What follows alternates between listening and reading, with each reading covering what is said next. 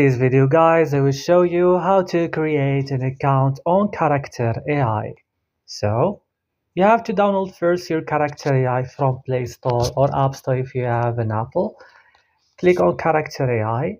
It will take you to this page. Here you can choose the method that you wanna log in or sign in with. For example, for me, I will continue with email. I will add my email address from here or here. And right now I will click join. So right now I need to verify my email. After, as you can see, they send me a verification link or verification code. So I have to continue with my email. So as you can see, I open my email right now. This is my verification link. I will click on it and it will take me to Character.AI.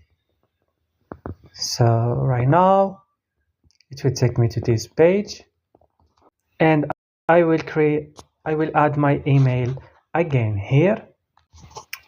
Here guys, I have to add my birth date. I will just add it randomly. Click join. And that's all guys. I create an account on Character.AI. That's all. Don't forget to like, also subscribe, and bye.